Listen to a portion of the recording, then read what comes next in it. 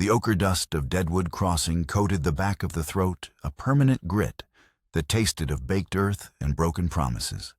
It settled on the brim of Elias Boone's hat, dusted the worn leather of his boots, and clouded the glass of the general store's front window, turning the punishing midday sun into a hazy, jaundiced glare.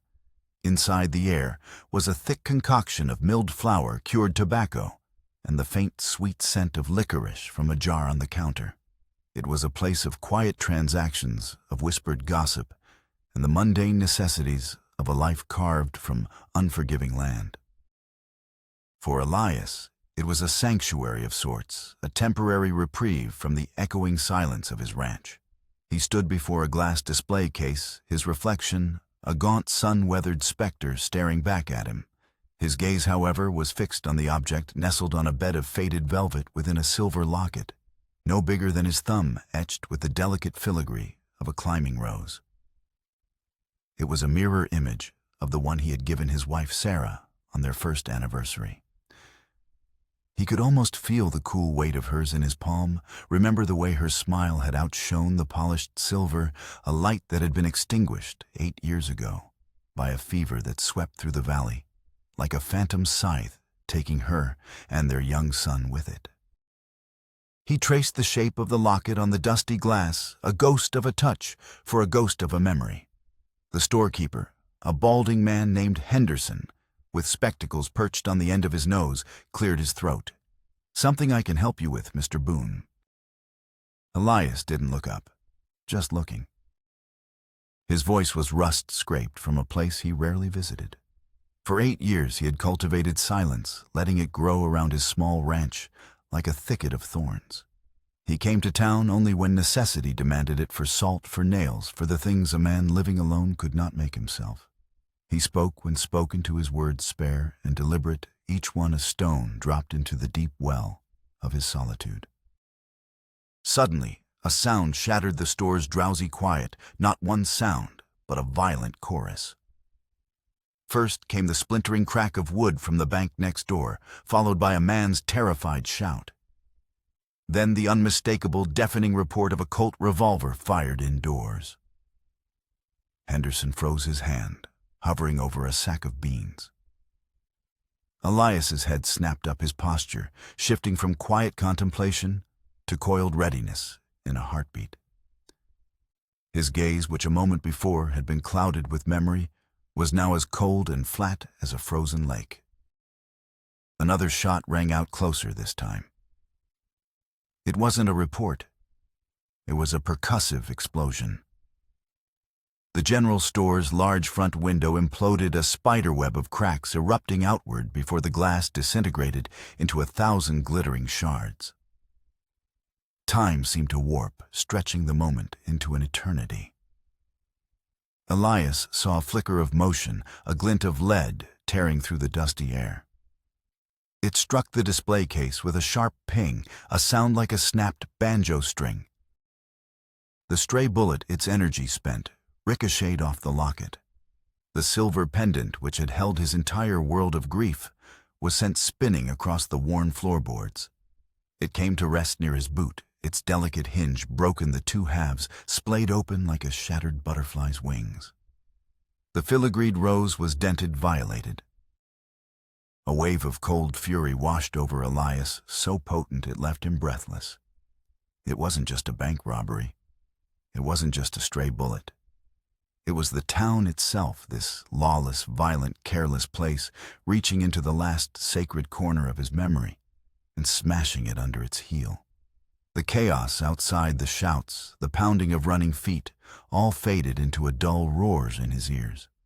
All he could see was the broken locket, a symbol of a life already lost, now desecrated by the same senseless violence that seemed to seep from the very soil of Deadwood Crossing. He had spent 8 years turning away from the world, believing he had nothing left to lose. In that instant, staring at the ruined silver, he realized how wrong he had been. He still had the ghosts, and now even they were not safe. He clenched his fists, the knuckles white. The choice to remain apart, to be a statue at the edge of town, was no longer his to make. The town had just fired the first shot. The sun beat down on the cracked earth of the town square like a blacksmith's hammer, forging the heat into a shimmering visible thing that danced above the rooftops.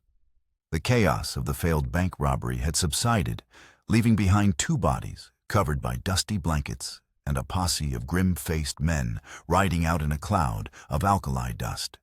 But the violence of the morning had only been an overture. Now the main performance was set to begin. A crowd had gathered around the gallows, a crude structure of raw cottonwood erected in the center of the square. They were a motley collection, leathery-skinned prospectors, weary ranchers in sweat-stained hats, women clutching shawls to their faces, and wide-eyed children craning their necks for a better view. The air, thick with the scent of smoke and unwashed bodies, crackled with a morbid electric anticipation. Leaning against a fence post at the edge of the square, Elias watched the scene unfold. The broken locket was a cold, sharp-edged weight in his pocket, a constant reminder of the morning's intrusion. He had come to town for salt and nails. He was staying for something else entirely. He didn't yet know what it was, but it felt like the turning of a page in a book he thought had long been finished. At the center of the spectacle stood a tall Apache woman. Her name, he would learn later, was Takina. Her hands were bound tight behind her back, the hemp rope digging into her sun-darkened skin. A noose, thick and ugly, hung around her neck, not yet tightened. Her bare feet were planted firmly in the dust, and though her face was streaked with dirt, her expression was one of unyielding pride. Her deep black eyes, defiant and fierce, scanned the jeering faces in the crowd, dismissing them as if they were nothing more than yapping coyotes. On the wooden platform beside her, Judge Malcolm Avery, stood a man whose presence was as imposing as the gallows itself. Dressed in a severe black robe and a starched white cravat, he held a leather-bound Bible in one hand, raising the other to quiet the murmuring throng. His face was a mask of stern piety. His voice when he spoke was not the flat, mechanical tone of a man reading a verdict, but a resonant, booming sermon. "The Lord's justice is a cleansing fire," he declared, his words rolling across the square. "It scours the wickedness from the land and renders pure that which was corrupted. We are here today, not to celebrate death, but to affirm life, the lives of good God-fearing folk who seek only to live in peace." A murmur of assent rippled through the crowd. "This woman," Avery continued, gesturing to Takina without looking at her, "is a serpent in our garden. An Apache spy who consorted with savages who passed them messages that led to the raid on the Miller homestead, to fire and to bloodshed." The crowd's murmur grew into a growl. Elias saw a man near the front spit on the ground. "Serves the savage right," he muttered to his neighbor, a woman who clutched a small child's hand. "Heard she drew the map for them," another whispered, the rumor spreading like a contagion, "led them right to the door." Elias's jaw tightened. He had heard about the Miller raid. A barn burned, some cattle stolen. No one had been killed, but fear was a more potent fuel than truth in Deadwood Crossing. Avery knew this. He was not a judge. He was an artist, and fear was his clay. As Avery's sermon on divine retribution continued, Elias felt a cold dread creep up his spine. The eloquent, righteous words, the biblical allusions, the veneer of sanctimonious civility, masking a raw, brutal cruelty, it was all sickeningly familiar. He closed his eyes, and for a moment, he was not in Deadwood Crossing in the sweltering heat. He was a boy of 16, standing in a different courthouse in a different territory, listening to another man in a black robe condemn his father. His father, a simple farmer, had been accused of horse theft on the word of a wealthy landowner who wanted his property. There had been no proof, only powerful accusations cloaked in the language of law and order. Elias remembered the judge's words, so similar to Avery's. "We must make an example lest the rule of law crumble to dust." His father had died in a prison camp a year later, a victim not of a crime, but of a lie, dressed up in a robe. Elias's eyes snapped open. He looked at Avery, then at Takina. She stood as still as a stone, carving her chin held high. She did not beg. She did not cry. Her silence was a roar of defiance louder than any of Avery's pronouncements. In her, Elias saw his father. He saw the same quiet dignity in the face of an overpowering injustice. He saw the same story playing out again, the powerful using the law as a bludgeon, the crowd baying for blood, and an innocent life hanging in the balance. Let this be a message. Avery thundered his voice, reaching its crescendo. A message to all who would bring chaos to our doorstep. Deadwood Crossing is a town of law. This is the fate of a traitor. An Apache spy must die so that the righteous may have peace. He nodded to the hangman, a burly man with a vacant expression. The hangman kicked the lever. The trapdoor swung open with a sickening groan. Takina's body dropped, her fall broken with a brutal snap as the rope pulled taut. Her bare feet kicked helplessly in the air, a frantic, desperate dance against death. The crowd roared its approval. Rocks and bottles began to fly, arcing through the dust-choked air. Elias didn't move. He stood as still as a statue, but his gaze hard as granite was fixed on those struggling feet. In that moment he felt the cold weight of the broken locket in his pocket. It was all the same violence. The stray bullet that shattered his past, the rope that choked the present. He had not come to town to interfere. He had spent 8 years perfecting the art of non-interference. But as he watched Takina's life being extinguished for a crime he knew in his bones she did not commit, he felt a lifetime of buried rage begin to surface. The hot wind lashed across the square, carrying with it the scent of injustice. The choice, he realized, had been made for him long ago, on the day his own father was sentenced by the very same law of the powerful. This time, he would not just stand and watch. The sun began its slow descent, painting the western sky in strokes of bruised purple and fiery orange. Deadwood Crossing Square, once teeming with life, was now a hollow, echoing space. The crowd had dispersed, their morbid curiosity sated, leaving behind a scattering of broken glass that glittered like malevolent stars in the fading light. They left what they believed was a lifeless body, a grim ornament hanging from the cottonwood gallows, a warning to any who would defy Judge Avery's iron-fisted rule. Only Elias Boone remained. His cowboy hat was pulled low, casting his face in deep shadow, but his eyes never left the figure on the rope. He had watched for nearly an hour, unmoving, a sentinel of stone rooted beside the square. He had seen the last convulsive shudders cease. He had seen the hangman check the body, give a curt nod, and lumber off toward the saloon. But Elias had seen something else too.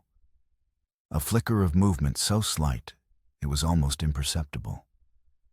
The faint rise and fall of her chest. One breath, then another, shallow and ragged. She was still alive. He pushed himself off the fence post, each movement deliberate, measured. The creak of his leather boots on the dusty ground was the only sound in the square. He walked toward the gallows, the creaking of the rope in the evening breeze drilling into his ears. A black crow perched on the roof of the assayer's office let out a hoarse cry, a sound like a splintered funeral song. He didn't hesitate. He drew the hunting knife from the sheath on his belt. The blade flashed once in the twilight, a sliver of captured starlight. With a single swift upward slash, the rope snapped. Takina's body dropped. Elias moved in the same motion, catching her before she hit the ground. Her dead weight slammed into his chest, forcing him to his knees. He held her tightly, cushioning her head, his arms a cage of weathered muscle around her limp form. Her breath, hot and ragged, ghosted across his neck. It carried the scent of blood dust and the raw animal terror of a life nearly stolen. She was alive, but barely. Her eyelids fluttered open. Her dark eyes, clouded with pain, struggled to focus on his face. "Do not. Let them." Her voice was a dry, broken whisper, the words scraping their way from a throat savaged by the rope. "Hush. Easy now," Elias replied, his own voice low and steady. He gently pressed a finger to her lips, a gesture of reassurance. For a fleeting, silent moment, their eyes met and held. His a cold, unreadable gray, hers a deep, fathomless black. In that shared gaze, they saw the reflection of their own scars, the kind only the soul could carry. He knew he didn't have much time. Avery's men could return at any moment. With a grunt of effort, Elias hoisted her over his shoulder. She was tall but starvation, and her ordeal had left her lighter than he expected. He carried her to his horse, which stood patiently tethered nearby, and carefully lifted her onto its back, draping her over the saddle like a sack of grain. He covered her with his thick wool bedroll, hiding the gruesome rope burns and the bruises that were already darkening her skin. The ride out of town was a tense, silent journey. The road burned like hot coals under his horse's hooves. Elias kept his eyes fixed on the darkening trail ahead, refusing to look back. He could feel the town's eyes on him, could hear the murmurs already beginning to ripple through the saloons and shadowed alleyways. "Where's Boone going with that body? He's asking for trouble." He urged his horse into a faster trot, and the dust trailing behind them like a plume of smoke erasing their tracks. His ranch was nestled deep in the hills, a small defensible position, where the wind howled through the pines, and few people ever dared to venture. He carried Takina inside the cabin, the familiar scent of wood smoke and old leather, a stark contrast to the stench of death that clung to her. He laid her gently on his own, rough-hewn bed. In the flickering lamplight, he saw the full extent of her injuries. The rope burns were a raw, weeping collar, carved deep into her neck. Dark bruises blossomed across her shoulders and arms. Her feet were scraped raw and bleeding. He said nothing. He moved with a quiet efficiency, fetching a basin of cool water from the well and tearing a clean shirt into strips for bandages. He began to clean her wounds, his calloused hands more accustomed to mending fences and calming horses, surprisingly gentle. His touch was clumsy but patient. Takina's eyes opened again. They were clearer now, the fog of pain receding, replaced by a sharp, questioning intelligence. She watched him work for a long time before she spoke. Why, the word was faint, but it hung in the small cabin, heavy with unspoken meaning. "Why did you save me?" Elias paused his work, the damp cloth hovering over a cut on her arm. His gaze darkened slightly, a shadow of an old deep pain passing through them. He looked from her savaged neck to the silent empty spaces in his cabin spaces, once filled with the laughter of a wife and child. "Because justice doesn't belong to a man in a black robe," he said, his voice as quiet as the falling dusk. "And you did not deserve to die." Sheriff Brody arrived 3 days later, his horse kicking up a cloud of dust that settled slowly in the still morning air. He was a man eroding under the relentless pressure of his office, his face a roadmap of worry, his shoulders perpetually slumped, as if carrying the weight of the entire town. He was not one of Avery's thugs. He was an old acquaintance of Elias, a man who had once been decent, but who was now caught between the hammer of his duty and the anvil of his fear. Elias saw him coming from a mile off. He had been mending a fence post, the rhythmic thud of his hammer the only sound in the valley. Takina, who had been gathering wild herbs near the creek bed, had already melted back into the shadows of the cabin, silent and unseen. Brody dismounted, his movements weary. He didn't draw his weapon. Instead, he took off his hat and wiped a sleeve across his sweaty brow. "Elias." Sheriff Elias acknowledged, his voice flat. He didn't stop his work, driving another nail into the wood with a single powerful blow. "Town's buzzing, Elias." Like a hornet's nest you kicked over, Brody set his eyes scanning the ranch, lingering on the cabin door. "They're saying you cut her down, that you're harboring an Apache spy." "People in Deadwood Crossing say a lot of things," Elias replied, turning to face him. His gaze was steady, offering nothing. "Most of it's hot air." Brody sighed, the sound heavy with frustration. "This isn't a game. Judge Avery he's on the warpath. He sent 2 of his deputies to my office this morning. They wanted to ride out here with a posse and burn you out. I told them I'd handle it, that I'd come talk to you first." "To tell me to hand her over?" "To tell you to be smart." Brody's voice rose, a flicker of the man he used to be breaking through. "Elias, for God's sake, what were you thinking?" "I was thinking a woman was being strangled to death in the middle of town for a crime nobody saw her commit." Elias said, his voice dropping to a low, dangerous growl. "I was thinking your so-called justice looks a lot like a lynching." The accusation hung in the air between them.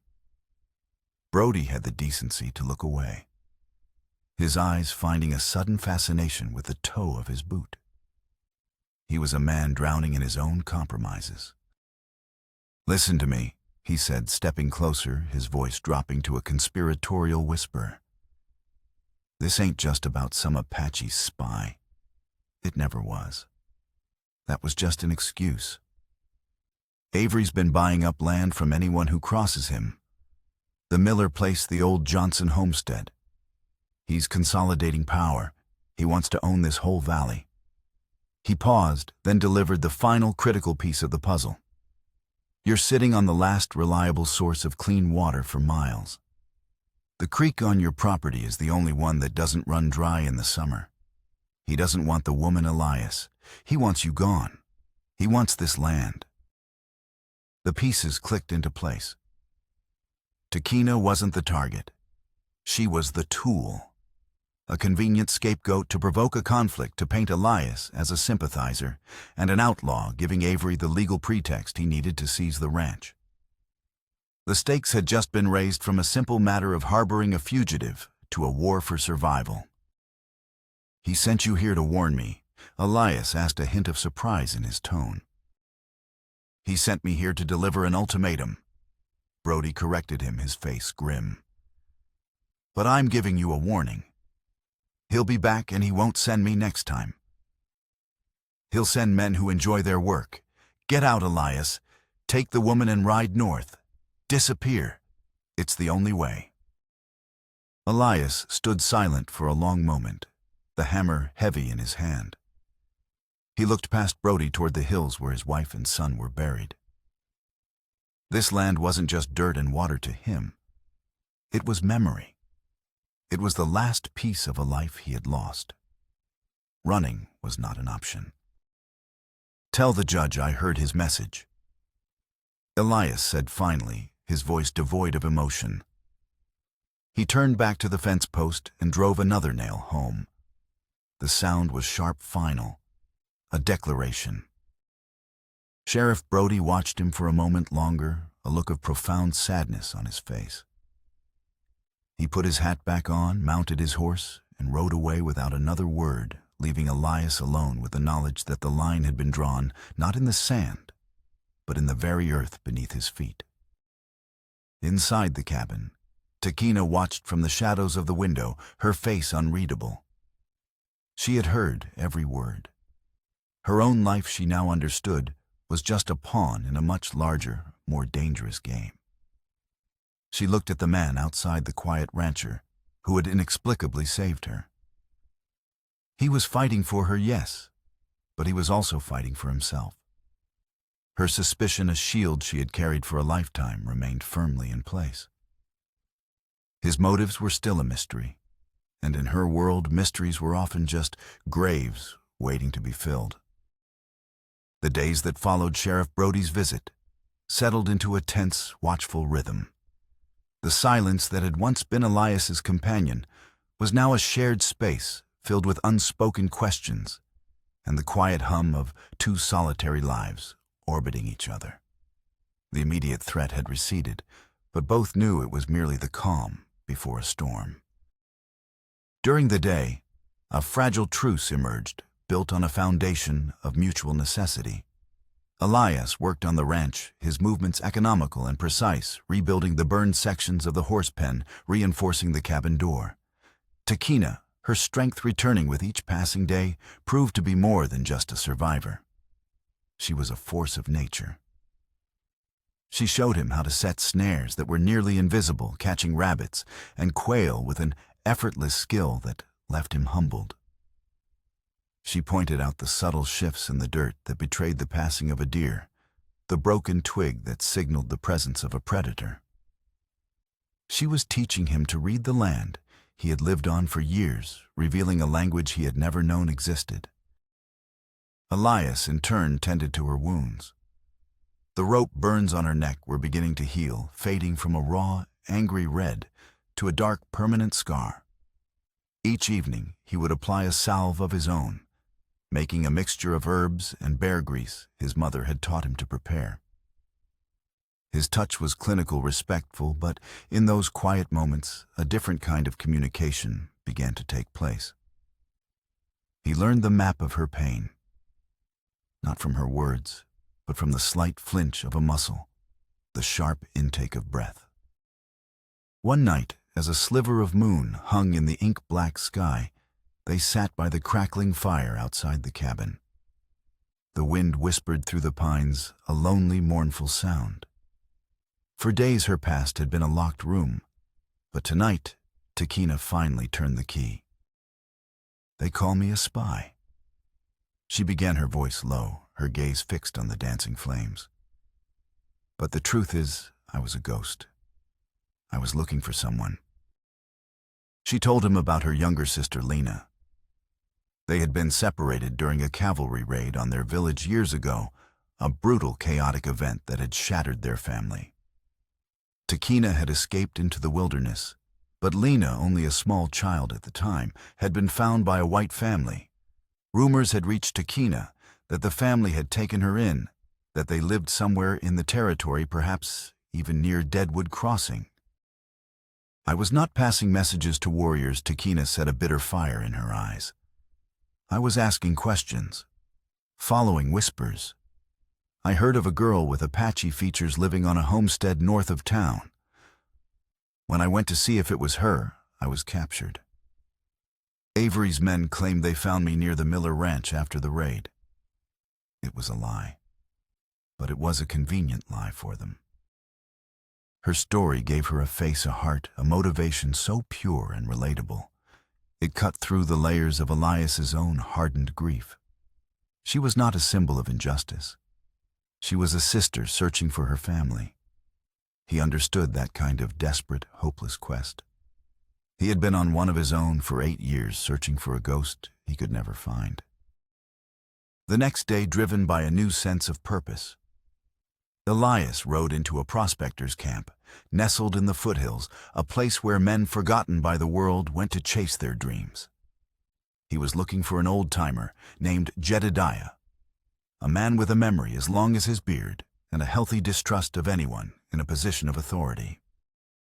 He found Jedediah panning for gold in a shallow creek, his back bent, his movements slow and practiced. Elias shared his coffee and tobacco, and slowly the old man began to talk. He spoke of Judge Avery not as a pillar of justice, but as a man consumed by a dark obsession. "Avery wasn't always like this," Jedediah rasped, his voice like gravel. "He came here years ago a different man, full of hope, had a wife, a little girl, pretty as a picture, both of them. They were on a wagon train heading west to meet him here." The old man paused, spitting a stream of tobacco juice into the creek. "They never made it. The whole train was wiped out at a place called Crimson Creek. Apaches, they said. A real massacre. Avery. It broke him, shattered him into 1,000 pieces." He's been trying to put himself back together ever since, but the pieces are all sharp edges. Jedediah told him how Avery had started buying up land, how his grief had curdled into a lust for control, a desperate attempt to impose order on a world that had shown him only chaos. The name Crimson Creek snagged in Elias's mind. It felt vaguely familiar, a half-remembered name from a long-forgotten map. He thanked Jedediah and rode back to his ranch, the old prospector's words echoing in his head. That night, unable to sleep, he rummaged through an old wooden chest where he kept his father's belongings, a few worn books, some yellowed letters, and a stack of old newspapers. His fingers brushed against a brittle folded copy of the Territorial Herald, dated nearly a decade ago. His eyes scanned the headlines, and then they froze. Massacre at Crimson Creek. Wagon train annihilated in brutal Apache raid. His heart began to pound, a slow, heavy drumbeat against his ribs. He unfolded the newspaper with trembling hands, and the paper threatening to crumble to dust. He read the article, his blood turning to ice. It detailed the horrific attack, listing the names of the victims. He saw them there printed in stark black ink, Mrs. Eleanor Avery and her daughter Rose. He felt a wave of nausea. This was the tragedy that had broken the judge. This was the source of his venom. But it was the last paragraph of the article that made the world tilt on its axis. It was a short, seemingly insignificant detail, an afterthought in the litany of death. The wagon train was reportedly without their experienced guide, a young tracker hired in the previous territory, who failed to arrive at the rendezvous point. Sources indicate he was delayed by a severe rock slide on the northern trail. Elias dropped the newspaper. It fluttered to the floor, a dead leaf, bearing the story of his own damnation. He remembered. He remembered it all with a horrifying crystalline clarity. The rock slide. The 2 days he had spent clearing the trail, cursing his luck, unaware of the consequences. The name of the man who had hired him. A hopeful, determined man named Malcolm Avery. He was the guide. He was the young tracker who never showed up. The realization crashed down on him with the force of a physical blow. Avery's vendetta wasn't just about land or water. It wasn't about Tahkeena. It was about him. Avery was not just a greedy tyrant. He was a man twisted by a grief so profound it had become a living entity. And in Avery's mind, Elias was the man who had fed that grief, the man who had led his family to their slaughter through his absence. The conflict was no longer about justice or survival. It was a reckoning. And Elias Boone was standing at the very center of a tragedy he had unknowingly set in motion 10 years ago. The weight of this new knowledge settled on Elias like a shroud. The world had shrunk, the vast frontier collapsing into a tight, suffocating space, defined by 2 points and the past at Crimson Creek and the present on his ranch. He felt like a man who had just discovered the venom of a snake bite coursing through his veins, the poison having worked its way through his system for years, unnoticed until now. Avery's hatred wasn't random. It was personal, specific, and deeply rooted in a shared history that only one of them had remembered. He didn't tell Tahkeena. How could he? How could he explain that the man hunting them was driven by a grief that he, Elias, had inadvertently caused? The fragile trust they had begun to build felt too delicate to bear such a terrible truth. So he carried the burden alone, and it changed him. A new haunted look entered his eyes. His silence, once a choice, was now a necessity, a cage for a truth too monstrous to be spoken. Avery, meanwhile, was a man who understood the power of patience. He knew a direct, violent assault had failed. The rancher was more resourceful than he had anticipated. So he decided to turn to his most trusted and effective weapon, the law. 2 weeks after Sheriff Brody's warning, a different kind of visitor arrived at the ranch. It was not a posse of armed thugs, but a single weaselly man in a dusty suit accompanied by two grim-faced deputies. The man, a clerk from the territorial office, unrolled a scroll of paper with a flourish, his voice thin and reedy.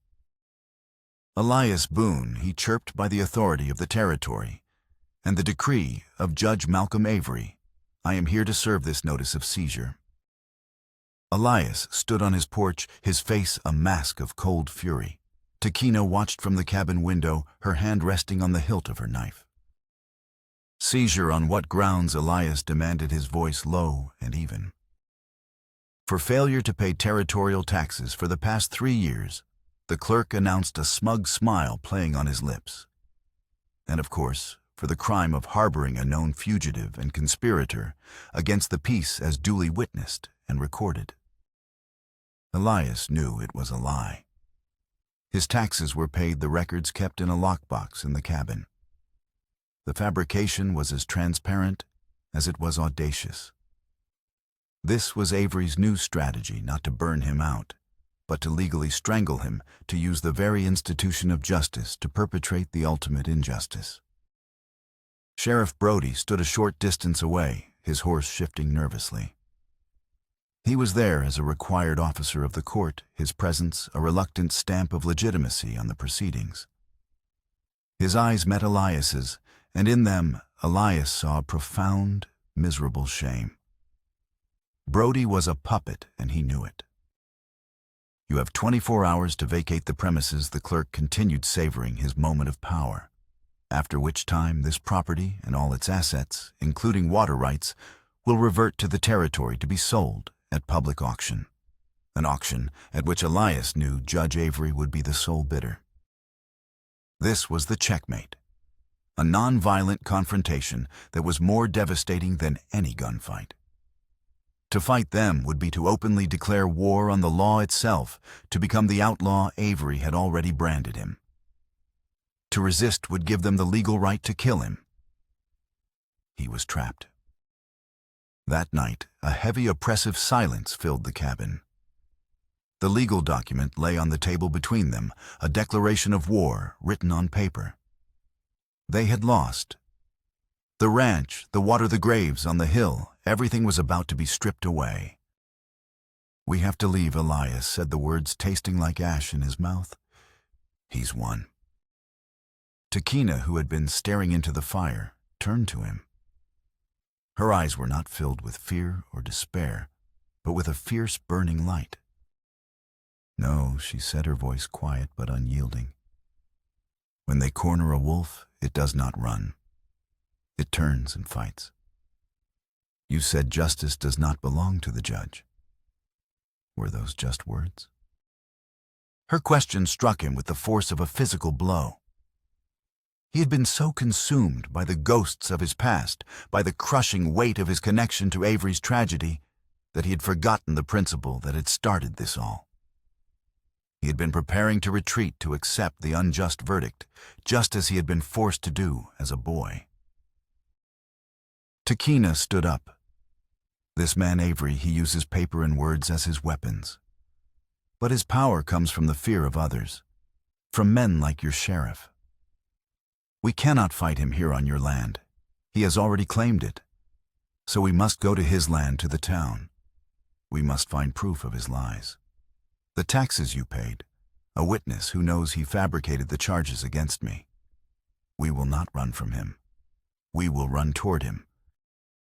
Her courage was a fire in the darkness of his despair. She was right.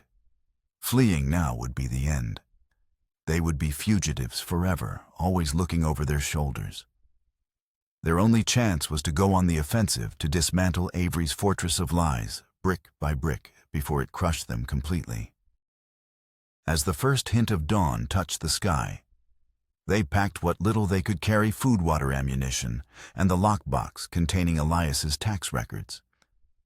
They slipped out of the cabin, leaving the door swinging on its hinges, an invitation to a hollow victory. They did not ride north to freedom. They rode south toward the lion's den, toward Deadwood Crossing. They were no longer a rancher and a fugitive hiding from the world. They were two outcasts on a desperate mission, seeking not just to survive, but to reclaim the truth.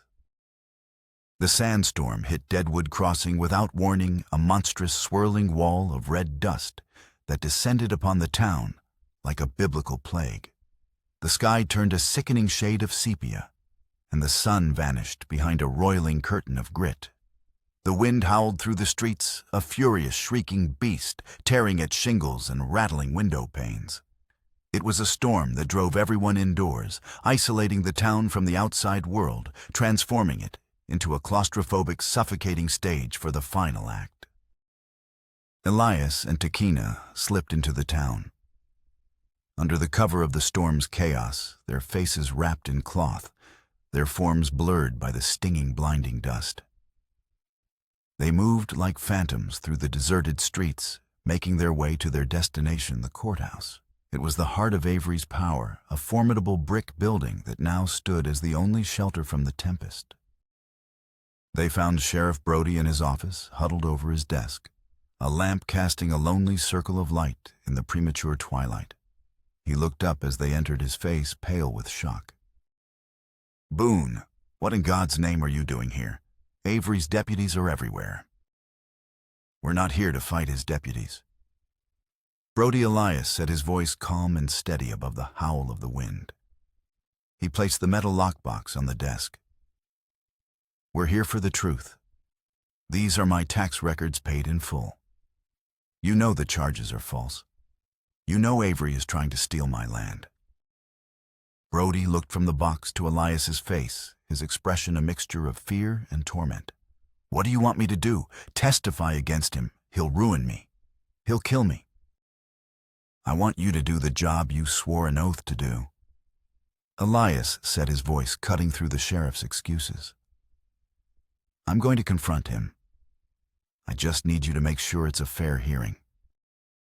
Before Brody could answer, the courthouse doors burst open, and Judge Avery himself strode in, flanked by the railroad foreman, a burly, cold-eyed man named Harris, and two deputies. Avery's black coat was dusted with red sand, his face a mask of triumphant fury. "Well, well," Avery boomed, his voice easily overpowering the storm. "The condemned man returns to the scene of his judgment, and he brings the savage with him. You've saved me the trouble of hunting you down, Boone." "I'm not here to be judged," Avery Elias said, stepping forward into the center of the room. The lamplight cast long dancing shadows on the walls. "I'm here to talk about Crimson Creek." The name struck Avery like a physical blow. The color drained from his face, his confident smirk vanishing, replaced by a look of stunned disbelief. The foreman Harris shifted his weight, his hand moving subtly closer to the revolver at his hip. What do you know of Crimson Creek?" Avery stammered. "I know a wagon train was attacked," Elias said, his voice ringing with a terrible certainty. "I know a woman named Eleanor and her daughter Rose were killed. And I know they died because their guide never showed up. A young tracker delayed by a rock slide." He paused, letting the weight of his next words fill the room. "I was that guide, Avery. I was the man you hired." Avery stared at him, his mouth agape. A storm of emotion, shock, recognition, and a decade of festering hatred warped his features. "You." He whispered the single word dripping with venom. It was you. The grief he had carried for so long erupted raw and volcanic. "My family died in the dirt because you were late.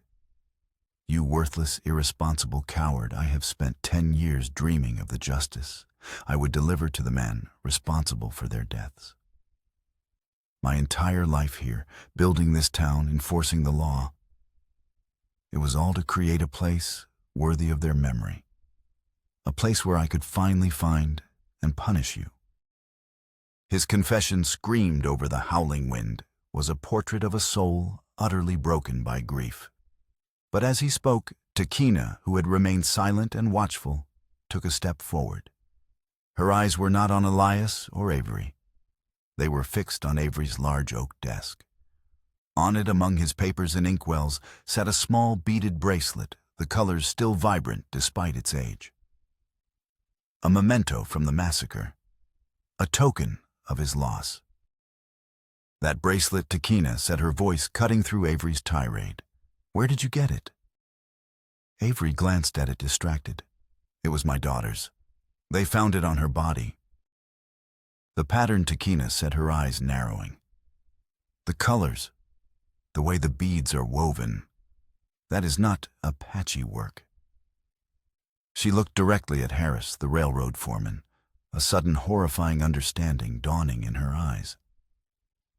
"That pattern belongs to a band of white marauders, men who disguised themselves to raid settlements to incite conflict, men who worked for companies that wanted the land cleared for their tracks, men like you." Harris's face went rigid. The truth was out exposed in the heart of the storm.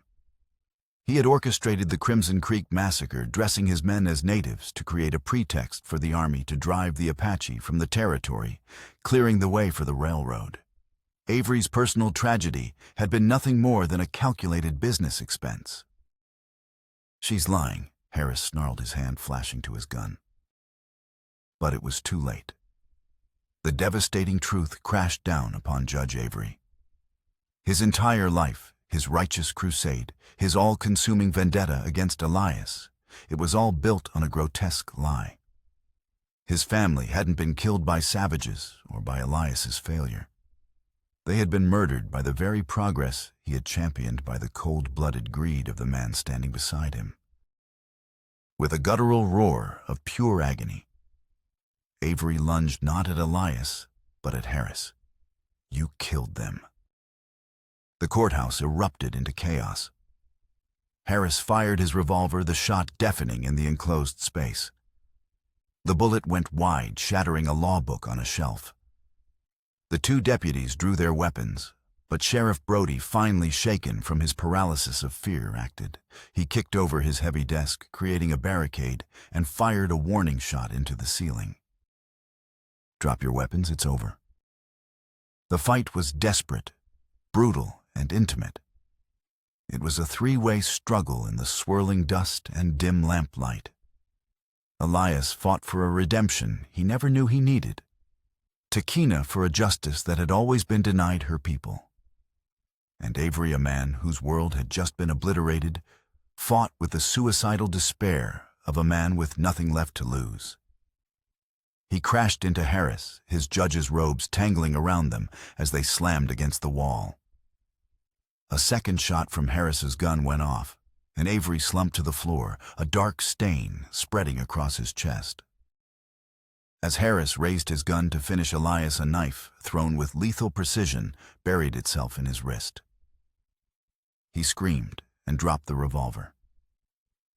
Takina moved like a shadow, a blur of motion in the chaotic room. Elias tackled the remaining deputy, a jarring collision of bone and muscle. The fight ended as abruptly as it began. Harris lay groaning on the floor, clutching his wrist. The deputies were disarmed, and Judge Malcolm Avery lay dying. His eyes wide, staring at the ceiling as if seeing the faces of his wife and daughter in the dust motes dancing in the lamplight. His crusade of vengeance had consumed him at last, built on a foundation of lies. The storm broke with the dawn. The wind died down to a whisper, and a pale, clean light filtered through the dusty windows of the courthouse, illuminating the wreckage of the night's battle. Outside, the air was washed clean. The red dust settled into a damp, dark clay. Deadwood Crossing was quiet, as if holding its breath. Inside, Sheriff Brody, his face streaked with grime, but his eyes clear for the first time in years, stood over the body of Judge Avery. He had found his courage in the chaos, and now, with the town's tyrant dead and the true villain in chains, he took control. He was no longer a puppet. He was the law. Elias and Takina stood amidst the scattered papers and overturned furniture. The evidence of the lies that had torn so many lives apart was all around them. The truth finally unearthed was a brutal, ugly thing. While Brody organized a posse to take the wounded foreman to the territorial capital for trial, Takina moved to Avery's desk. Her quest was not over. She sifted through the late judge's personal effects, her movements gentle searching. Among a stack of letters tied with a black ribbon, she found a legal document, a formal adoption decree. It detailed the placement of an Apache child named Lena with a farming family, the McGregors, in a town called Redemption, 100 miles to the north. The letter confirmed she was alive, safe, and had been for years. Takina held the paper, her fingers tracing her sister's name. A single tear, the first Elias had ever seen her shed, cut a clean path through the dust on her cheek. It was not a tear of sadness, but of profound, bone-deep relief. Her long, haunting search was over. Weeks bled into one another, and the land began to heal. Under the relentless sun, the scorch marks around Elias's ranch faded, and new grass, green and defiant, pushed its way up through the ash. He worked from sunup to sundown, rebuilding not just the fences and the horse pen, but the quiet solitude of his life. Though it was a different kind of solitude now. It was no longer a fortress against the world, but a peaceful space waiting to be filled. Takina stayed helping him mend the wounds inflicted on the land, just as they had helped mend each other's. But they both knew her time there was drawing to a close. The letter confirming Lena's safety was a map, a promise, a call she had to answer. On the morning of her departure, the air was crisp and cool. She had a new horse, a sturdy mare Elias had bought for her, its saddlebags packed with provisions for the journey north. Before she mounted, she stood with Elias on the porch of the small cabin that had become her sanctuary. "There is one last thing," he said, his voice quiet. He went inside and returned with two small objects resting in his calloused palm. One was the silver locket, its hinge still broken, its surface dented by the bullet that had started everything. The other was a small, crudely carved wooden bird, smooth with age. He had found it in a box of Avery's personal effects, a memento of his lost daughter Rose.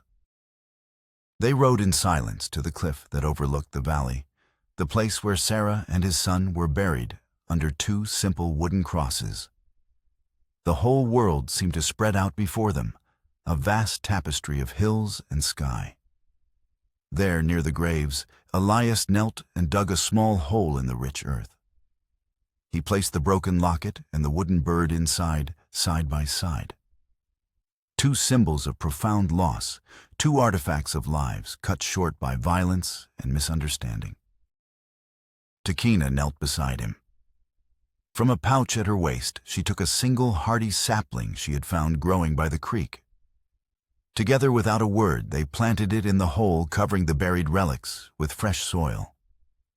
It was a silent pact, a symbolic burial of the past, an end to the cycle of grief and vengeance, and the beginning of something new, a promise that life could grow again from shared sorrow. They stood, and Takina turned to him, her deep, dark eyes holding his. "You chose the right path, Elias Boone." "We found it together," he replied, a rare, tired smile touching his lips. She mounted her horse, a warrior queen, ready for a new quest, not of vengeance, but of reunion. She looked at him one last time, a look of profound gratitude and respect, then turned the mare north and rode away, not disappearing into the horizon, but riding toward it. Elias watched until she was just a small speck against the vastness of the plains. For 8 years, this would have been the moment he turned back to his empty cabin, back to the suffocating embrace of his solitude. But today was different. He watched her go, not with a sense of loss, but with a sense of peace. He had faced his ghosts, both his own and another man's, and had survived. He turned his own horse, but instead of heading back to the quiet isolation of the ranch, he pointed it toward the distant silhouette of Deadwood Crossing. The town was no longer a place of painful memories and lurking violence. It was just a town full of flawed people, a place that needed rebuilding, a community he was finally ready to rejoin. The sun was warm on his back, the air was clean, and for the first time in a long time, the road ahead was not an escape, but a destination.